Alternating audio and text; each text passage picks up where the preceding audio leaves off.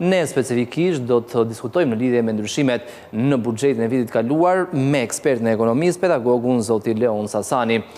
Zoti Sasani, përshëndetje, mirë se erdhët. Përshëndetje Lidion, kënaqësi. Atëherë, sikur se tham, në mëngjesin e smërkurës, rreth orës 4, janë miratuar projekt ligje, ndërto edhe akti normativ për disa ndryshime në buxhetin e vitit 2025, kryesisht me karakter social. Por një risi që deklaroi Ministri i Financave zoti Malaj në kuvend ishte se çdo tepritës e cila nuk shpenzohet në fund vitit do të kalojë në një fond posaçëm në Bankën e Shqipërisë, e cila më pas do të përdoret për pensionet përgjithsisht për aspekte sociale. Si e cilësoni fillimisht këtë dytën? Po, është le të themi një gjetje që qeveria shqiptare mundohet të kursej shpenzimet e pashpenzuara të vitit që lan pas, por duhet parë edhe me skepticizëm përse këto shpenzimet parashikuara nga qeveria në dhjetor të vitit 2024 nuk janë realizuar për gjatë vitit 2025. Është pozitive për pensionistët që ky fond të mbyllet apo të kyçet në Bankën e Shqipërisë dhe mandej të përdoret për të rritur pensionet në mënyrë graduale. Por në këtë lloj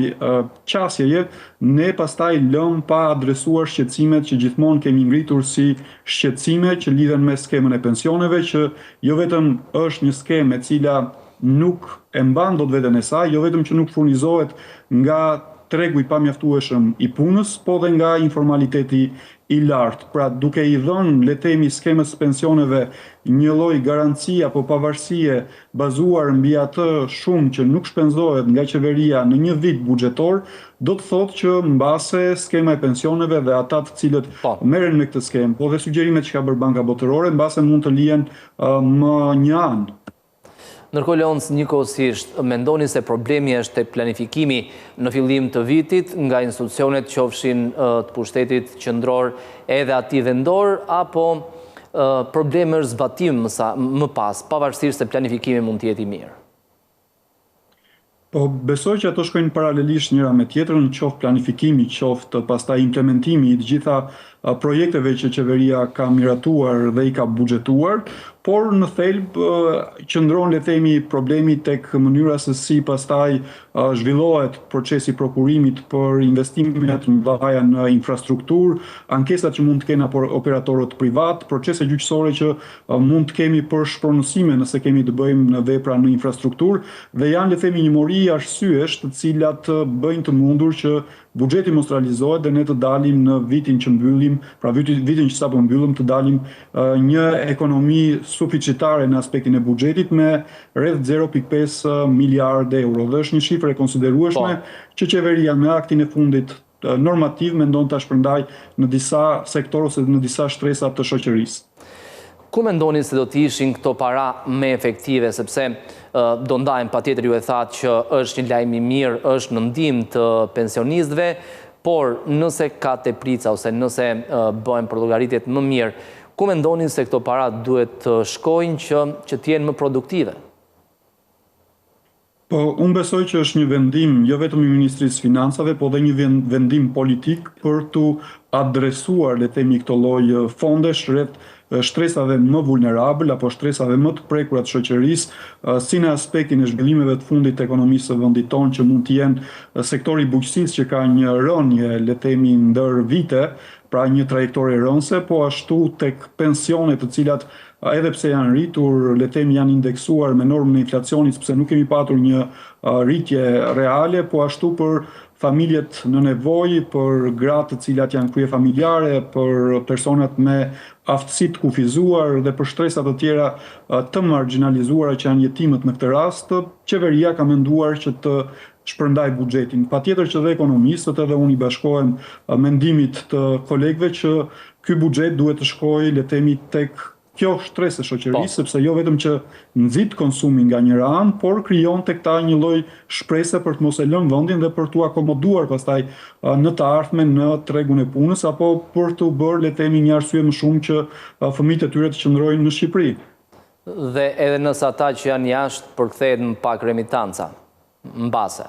Pikërisht. Ndërkohë, Leonc, në diskutimet që u zhvilluan në Kuvendin e Shqipërisë, Deputeti i Partisë Socialiste, zoti Erion Braçe, i sugjeroi Ministrisë Financave, ministrit Malaj, që përderisa janë rreth 30 miliard lek apo 300 milion euro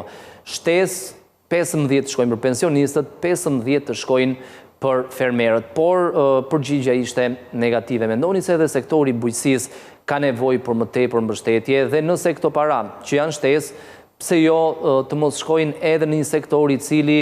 për të 5-tin apo për të 6-tin vit me radhë është në tkurrje të vazhdueshme? Patjetër, në këtë lloj situate dhe në këtë lloj panorame që ne kemi për sektorin e bujqësisë, duhet një mbështetje buxhetore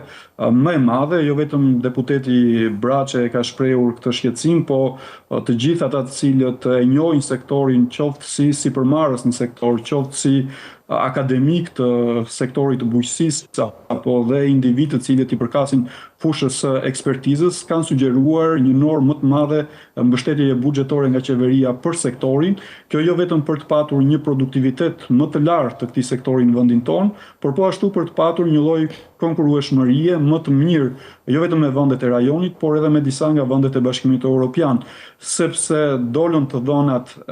le themi të 3 mujorit të fundit të vitit që lan pas dhe ne kishim një rritje më të madhe të nivelit të importeve për produkte bazë ushqimore apo dhe për produkte që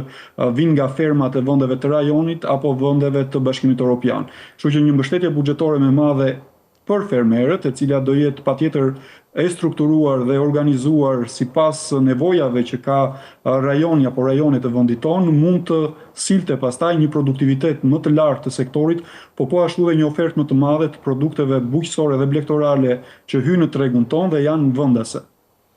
Leon, njëkohësisht për sa i përket fondit të pensioneve apo llogarisë hapur tek Banka e Shqipërisë për parat që janë shtesë në buxhetin e shtetit, ne kemi pasur disa nisma të tjera që përgjithsisht kanë qenë afat shkurtra apo të kufizuara. Bonusi i fundvitit, pastaj ky bonus u shpërnda në 12 muaj dhe nisma të tjera me aspekt social. Mendoni se është qasja e dur, pra që fillimisht shikohet sa para shtesë ka dhe pastaj i jepet pensionistëve, apo duhet një politik më afatgjatë që të marrë parasysh edhe zhvillimet demografike, sepse jo gjithmonë performanca e buxhetit mund të jetë e mirë, nevojitet ka përshtypje një plan apo edhe një strategji më afatgjatë. Është e drejtë Idion ajo që ju sapo theksuat, patjetër që në afat shkurtër mund të jetë një zgjidhje momentale për të patur një kapërcim le themi të nivelit pensioneve për pensionistët, pra për t'u dhënë atyre që sot kanë shumë nevojë për sa i përket buxhetit dhe për të mbuluar shpenzimet e tyre ditore, por në afatgjatë është një skemë e cila pastaj lë pas skemën e pensioneve dhe nuk ngre mekanizma të shëndosha të qeverisë shqiptare për të bërë jo vetëm kontrollin se ku çalon skemën e pensioneve, po ashtu për të bërë edhe mbështetjen e tregut të punës në vendin tonë, ku një pjesë e tregut të punës të Shqipërisë tashmë është transferuar, është eksportuar jashtë vendit dhe po ashtu një pjesë atyre të cilët vinë si import që janë punonjës të ardhur nga vendet lindjes së mesme apo nga vende të tjera, shpesh nuk regjistrohen dhe shpesh nuk deklarohen. Po ashtu dhe qytetarë shqiptarë të cilët punojnë prej vitesh në sektor të ndryshëm si ai i ndërtimit apo si sektori i bujqësisë janë të paregjistruar dhe të padeklaruar në skemën e sigurimeve shoqërore. Pra nga rreth 1.5 apo 1.3 milion banor të cilët janë të punësuar figurojnë, vetëm 50% e tyre paguajnë sigurime shoqërore dhe shëndetësore të rregullta. Pra pa shëndoshur skemën e pensioneve, unë mendoj që do jetë një zgjidhje në afat shkurtër dhe nuk është se do ketë qëndrueshmëri në afat gjatë, sepse siç e thatë edhe ju, mund të na dalin probleme të strukturës së ekonomisë që mund të vinë qoftë nga brenda vendit, por qoftë edhe jashtë vendit, të cilat vinë si pasojë përplasjeve mes vendeve të fuqishme dhe pastaj këto efekte afektojnë edhe ekonominë tonë. Në kushte të tilla, buxheti do jetë i pamjaftueshëm për të garantuar qëndrueshmërinë dhe rritjen e pensioneve. Aktualisht kemi një ekonomi për ta lidhur pak edhe me paralajmërimet e bëra dje nga Banka Evropiane për ndërtim dhe zhvillim në lidhje me plakjen e popullsisë. Kemi një shoqëri që ka një moshë mesatare 43 vjeç. Bergji paralajmëroi se nëse do të vjohet me këto hapa, problemet mund të jenë akoma më të mëdha. Për ta lidhur Leonc edhe me skemën e pensioneve që po diskutojmë, mendoni se ende jemi në kohë për të marrë masa në mënyrë që ky problem, kjo plagë të parandalohet, të minimizohet sa më shumë të jetë e mundur? Po zhvillimet demografike, jo vetëm në vendin tonë, jo vetëm në aspektin e lëvizjes, po dhe në aspektin e rritjes së moshës mesatare të popullatës, është tashmë një fenomen dhe një problematik edhe vendeve të zhvilluara, por edhe vendeve në zhvillim, në tranzicion, siç është vendi jonë, dhe patjetër që hapja dhe liberalizimi i vizave i krijoi qytetarëve shqiptarë mundësinë për të emigruar dhe për të gjetur një mundësi të re për jetesën e tyre, qoftë në aspektin e një standardi të ri jetese, por qoftë edhe të vetë përmbushjes së tyre profesionale. Patjetër që kësaj problematike ose këtij shqetësimi apo kësaj plagë, siç ju e theksuat, vende të ndryshme janë përgjigjur me mjete dhe mekanizma të ndryshme. Vendi jonë, siç duket, ende deri sot nuk është se ka një strategji le të themi të qartë apo politika konkrete mbështetëse për të rritur normat e larta të lindjes në vendin tonë, dhe kjo bëhet patjetër duke mbështetur kryesisht familjet e reja, duke mbështetur familjet të cilat kanë 2 ose 3 fëmijë, dhe duke nxitur le të themi kështu familjet për të lindur sa më shumë le të themi fëmijë, sepse kjo pastaj përkthehet në një përmbushje apo vetë përmbushje të tregut punës brenda vendit tonë, kur kemi norma të larta të natalitetit. Në rastin kur numri i vdekjeve barazohet me numrin e lindjeve, patjetër që ekonomia hyn në kolaps, patjetër që do jemi të varur nga importet, dhe patjetër që do jemi të varur nga tregu i punës që na importohet brenda vendit tonë përmes subjekteve dhe operatorëve privat. Ai objektivi që diskutuam edhe herën e kaluar, pra kthimi i ekonomisë nga konsumatore në prodhuese, do të jetë i vështirë në një situatë të tillë? Patjetër, sepse krau i punës, nëse ne i referohemi edhe baballarëve që kanë themeluar historinë e mendimit ekonomik, thonë që puna është le të themi vlera e gjithçkaje që prodhohet në ekonomi, kështu që pavarësisht se Elon Musk ka thënë që mbas disa vitesh nuk do i duhet asnjë njeriu të punojë, kjo mund të jetë shumë e bukur për qenë e vërtet, po edhe nëse marrim si të vërtet, patjetër që qytetarët për të marrë shërbimin e robotëve, qoftë për punë fizike apo qoftë edhe për punë mentale, duhet patjetër të paguajnë robotët e Elon Muskut me abonime mujore, kështu që asgjë nuk do jetë falas, dhe ndaj do kemi një lloj konkurrence mes individëve dhe robotëve në të ardhmen për disa procese pune, por gjithmonë do jetë e nevojshme që qytetarët jenë të implikuar apo të angazhuar në disa procese të punës, të cilat nuk mund të zëvendësohen dhe s'do të zëvendësohen kurrë nga teknologjia dhe inteligjenca artificiale. Kështu që në këto kushte unë besoj që duhet patjetër që të kemi një politikë shumë strikte të mbështetjes së çifteve të reja në vendin tonë, për të mos i lënë ata për të na u larguar, dhe patjetër për të mbështetur ata për të sjellë fëmijë në jetë. Njëkohësisht, Leonc, në 2025 për 9 mujorin rritja ekonomike ishte në 3.7%, për gjithë vitin e kaluar mund të jetë 3.8, 3.9%. Në të njëjtat vlera, në intervalin nga 3.4 deri në 3.8 apo 9%, do të jetë rritja edhe në vitin 2026. Dhe ne dimë që rritja është e bazuar në disa sektorë, sikurse mund të jenë shërbimet, turizmi dhe sektori i ndërtimit. Mendoni se kjo rritje është e mjaftueshme apo e pamjaftueshme për të krijuar më tepër mirëqenie, për të krijuar më tepër vende pune, sepse është e përqendruar në disa sektorë specifik? Po nëse krahasojmë rritjen ekonomike, siç shpesh i pëlqen vendimarrësve apo atyre të cilët përfaqësojnë qeverinë shqiptare, ministrat kryesisht, tonë që kemi një rritje më të lartë se sa Gjermania, por harrojnë strukturën e ekonomisë shteteve të fuqishme si Gjermania. Dhe harrojnë me çfarë krahasohet ajo përqindje? Pikërisht, dhe për çfarë krahasohet dhe në çfarë vlere totale bëhet fjalë dhe nga cilët sektor vjen kryesisht. Kryesisht vendet e zhvilluara rritjen ekonomike e kanë nga know-how-i, e kanë nga zhvillimi i teknologjisë, e kanë nga sektorë të cilët janë të qëndrueshëm dhe stabil në afat gjatë, dhe nuk e kanë në rritjen